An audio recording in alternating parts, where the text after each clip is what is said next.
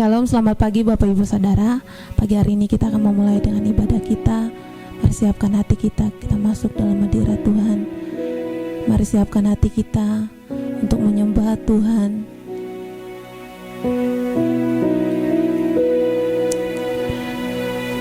Tuhan Yesus yang baik, kami mengucap syukur untuk kebaikan Tuhan. Terima kasih Bapa atas penjagaan-Mu dalam hidup kami.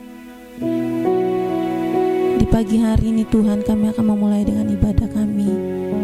Engkau tahu keadaan kami, walaupun Tuhan kami di rumah kami masing-masing, tetapi kami percaya hadirat-Mu Tuhan ada dalam keluarga kami, ada di tengah-tengah keluarga kami, ada di setiap rumah kami, ada di setiap tempat kami tinggal.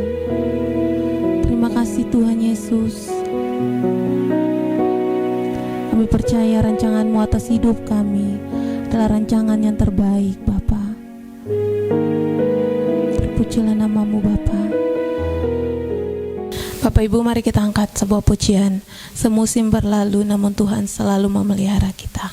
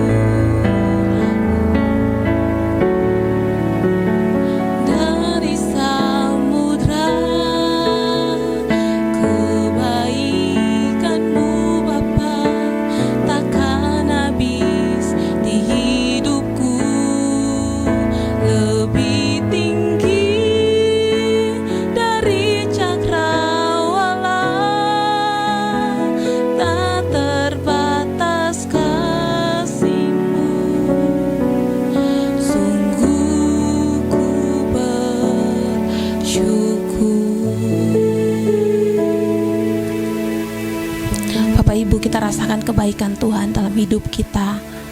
Semusim berlalu, hari berganti hari, tetapi Tuhan selalu memelihara kita. Tuhan selalu menjaga kita. dengan keadaan yang kita alami. Mungkin dalam situasi ini kita merasa takut. Kita merasa takut untuk keluar. Kita merasa takut untuk bekerja, untuk keluar bekerja. Tetapi percaya di tengah-tengah badai hidup ini, Tuhan selalu memelihara kita. Tuhan selalu menopang kita. Tuhan selalu memberikan kekuatan bagi kita. Perlindungan, pertolongan Tuhan tak akan pernah terlambat dalam hidup kita, Bapak Ibu.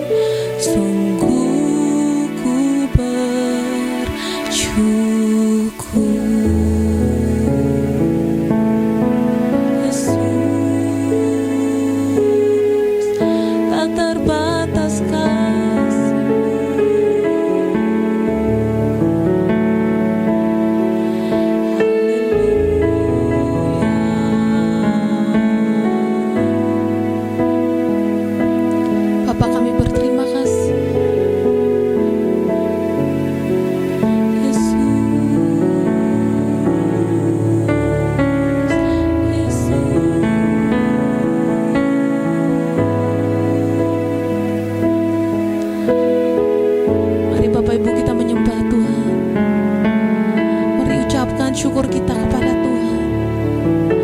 Mari kita agungkan nama Tuhan. Sembah Yesus.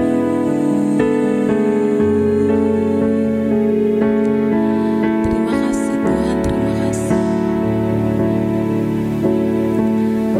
Bapa, di pagi hari ini Tuhan, kami siap untuk memuji, memuliakan nama Tuhan. Terima kasih Tuhan Yesus, terima kasih. Dalam nama Tuhan Yesus Kristus kami berdoa. Haleluya, amin. Mari sama-sama kita angkat pujian. Allah itu baik, sungguh baik bagiku.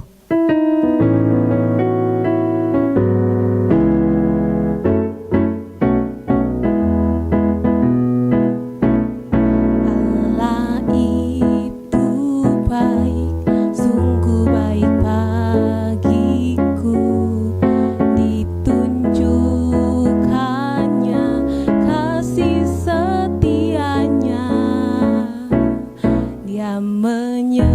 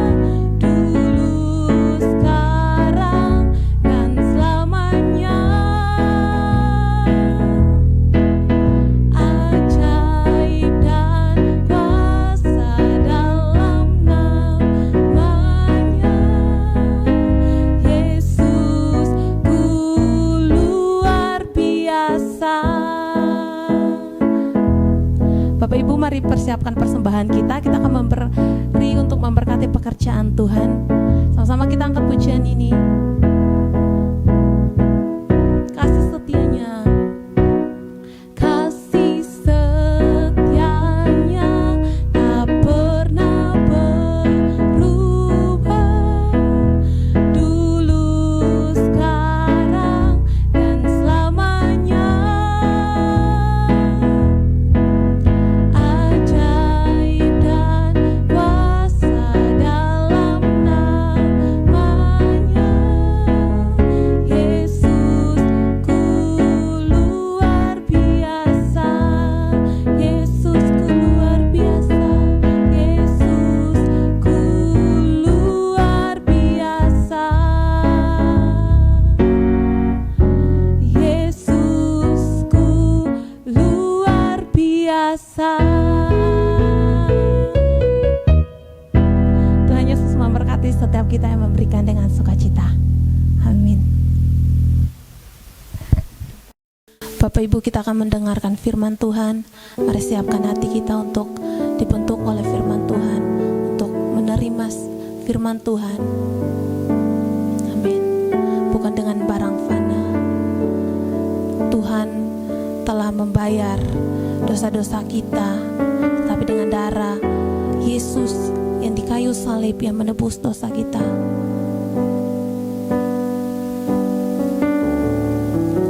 Amin.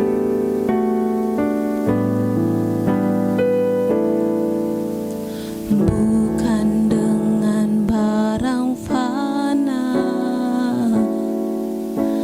Kau membayar dosaku, dengan darah yang mahal, tiada noda dan celah. Bukan dengan emas perak Kau menebus hidupku, oleh segenap kasih dan pengorbananmu, ku telah mati dan tinggalkan cara hidupku yang lama. Semuanya sia-sia dan tak berarti lagi. Hidup ini ku letakkan pada mezbah-Mu ya Tuhan. Jadilah padaku seperti yang Kau ingini. Sekali lagi kita angkat pujian ini. Bukan dengan barang fana Tuhan telah menebus dosa kita, tetapi dengan darah Tuhan yang mahal, yang menebus dosa kita, yang mengampuni kita. Bukan dengan barang fana Kau membayar dosaku, dengan darah yang mahal, tiada noda dan celah. Bukan dengan emas perak Kau menebus diriku, oleh segenap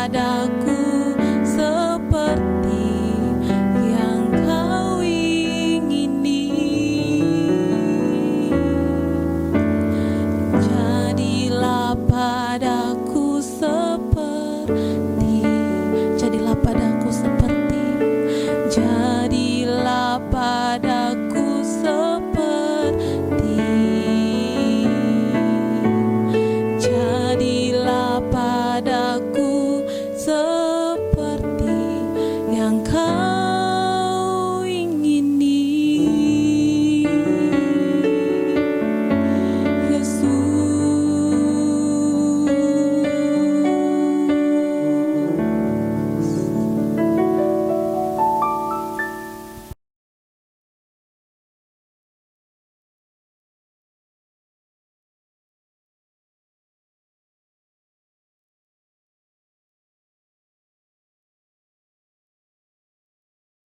Shalom, haleluya, puji Tuhan, kita bertemu lagi di minggu yang pertama di bulan Mei. Untuk kita sebentar menikmati perjamuan kudus. Namun sebelumnya kita akan merenungkan firman Tuhan tentang kuasa dari Tuhan kita, Yesus Kristus. Bapak, Ibu, Saudara yang dikasihi oleh Tuhan Yesus, sebelumnya mari kita berdoa. Bapa di surga, urapi kami semua dengan Roh Kudus sebelum kami mendengar kebenaran firman-Mu. Biarlah tangan-Mu yang penuh kuasa itu akan menjamah hati kami, jiwa kami, hidup kami. Berkatilah umat-Mu dalam nama Tuhan Yesus Kristus. Amin. Tema kebenaran firman Tuhan hari ini adalah kesembuhan jiwa.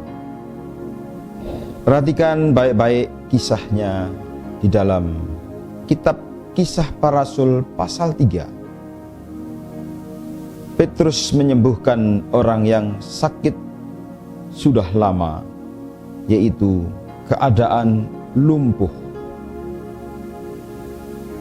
Kota kita, bangsa kita, perekonomian dikatakan lumpuh ketika tidak bergerak.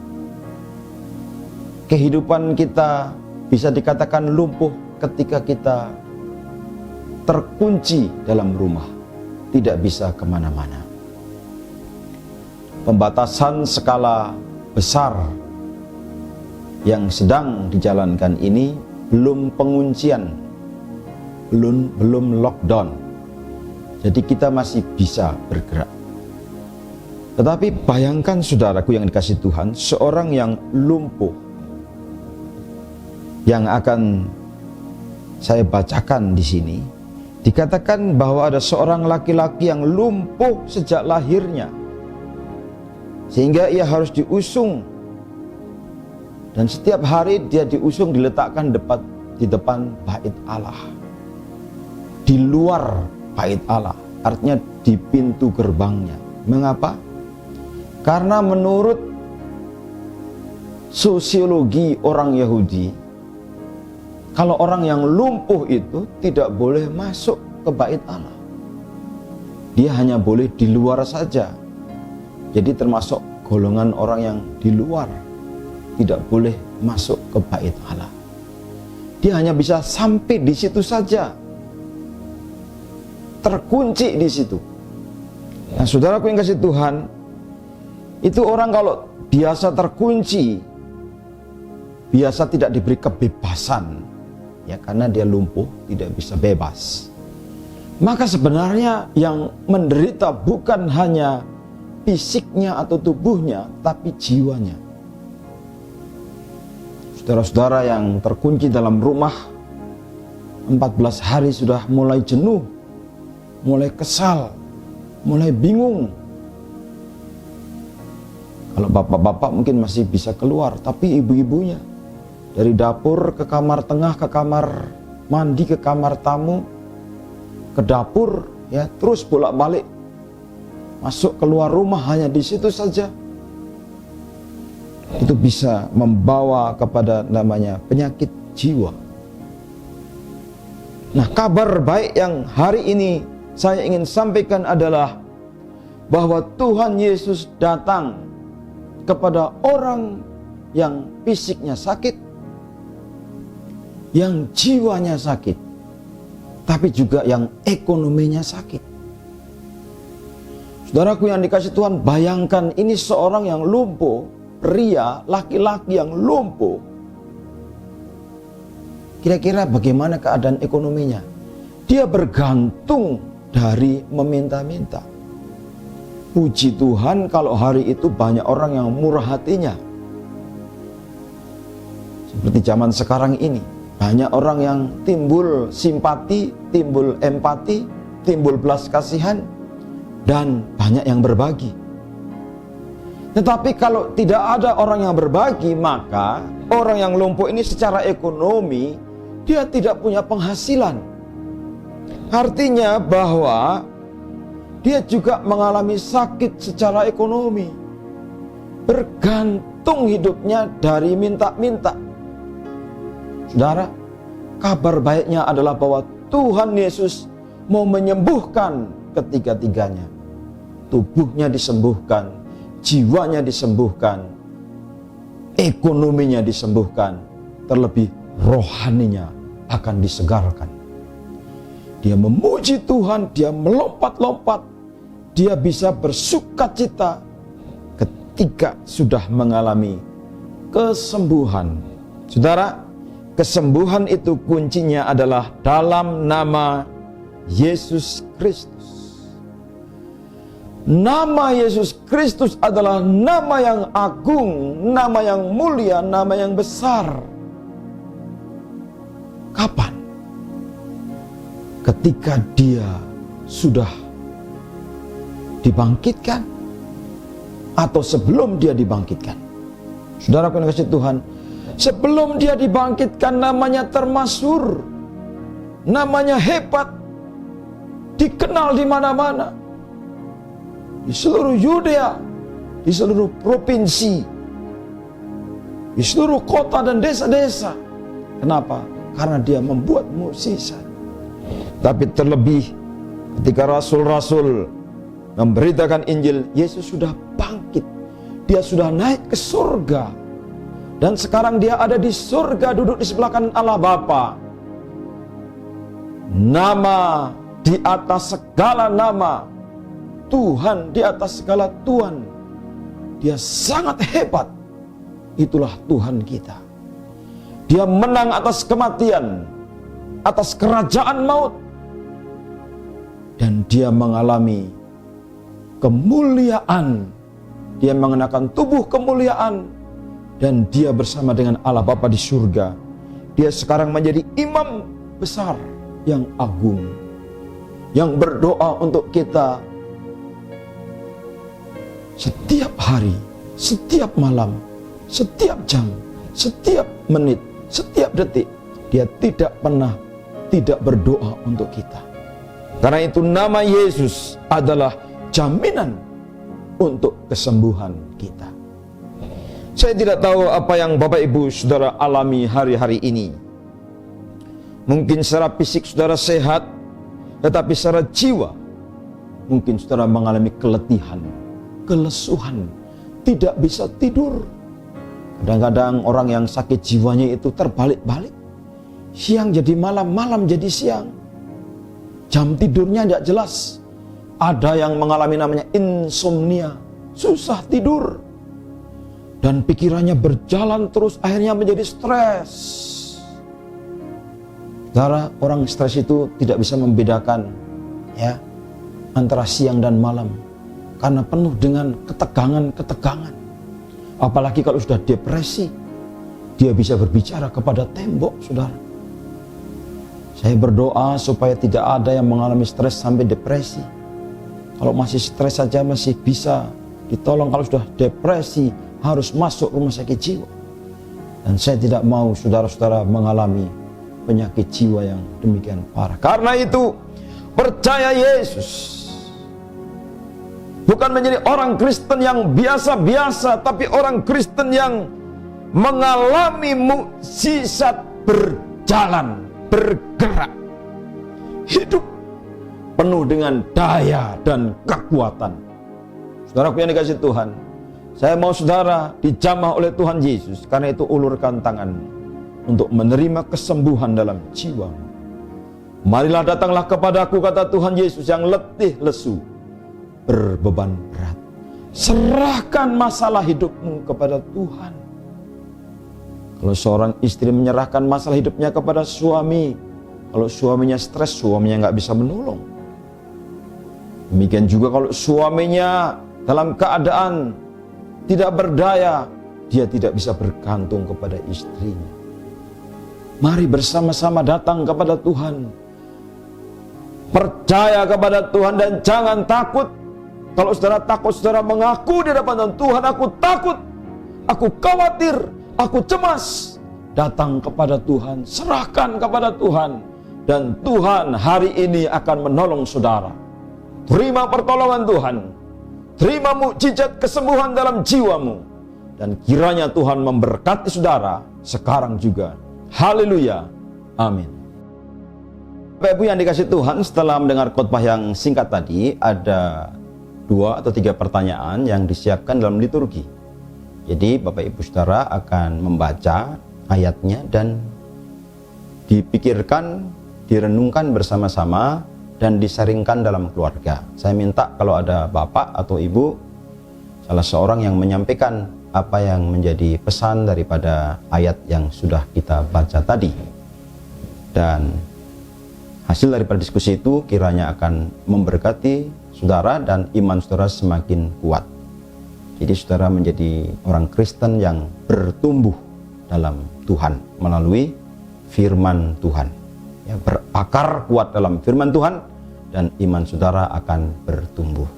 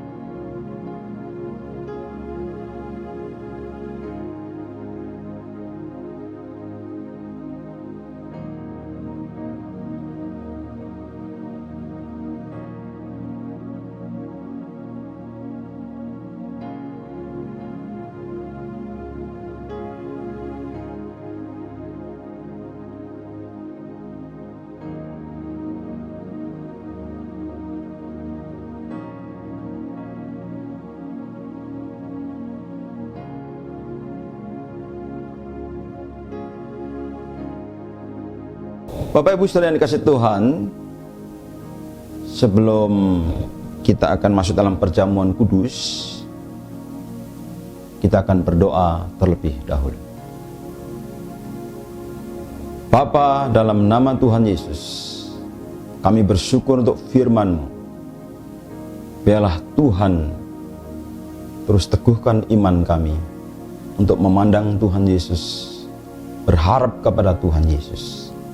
Kami akan menikmati perjamuan kudus untuk mengingat tubuh dan darah Yesus, pengorbanan yang sangat mulia dan berharga.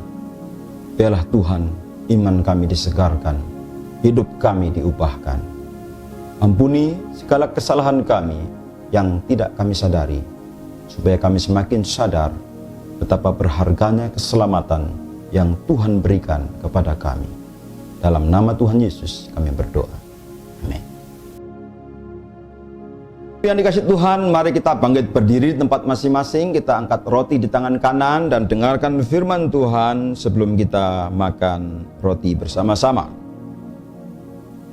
Dan ketika mereka sedang makan, Yesus mengambil roti, mengucap berkat, memecah-mecahkannya lalu memberikannya kepada murid-muridnya dan berkata, "Ambillah, makanlah, inilah tubuhku." Kita mengucap syukur untuk tubuh Tuhan. Mari kita makan bersama-sama. Terima kasih Tuhan Yesus untuk tubuh-Mu.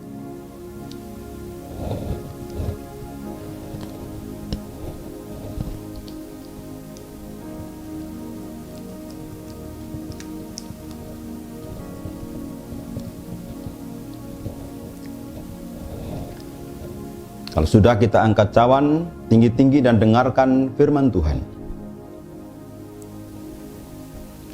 Sesudah itu ia mengambil cawan, mengucap syukur, lalu memberikannya kepada mereka dan berkata, "Minumlah kamu semua dari cawan ini, sebab inilah darahku, darah perjanjian, yang ditumpahkan bagi banyak orang untuk pengampunan dosa." Mari kita mengucap syukur atas cawan ini, cawan perjanjian baru. Di dalam nama Tuhan Yesus, terima kasih Tuhan untuk pengorbanan darah-Mu yang menyucikan. Mari kita minum bersama-sama.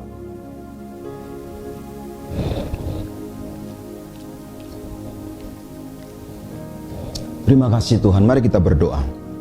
Kami mengucap syukur untuk perjamuan suci, memasuki bulan yang baru, memasuki hari yang baru, dengan hidup yang baru, yang dibaharui oleh Roh Kudus, dan kesetiaan kepada Tuhan Yesus. Jadikan kami saksi di dalam nama Tuhan Yesus. Amin.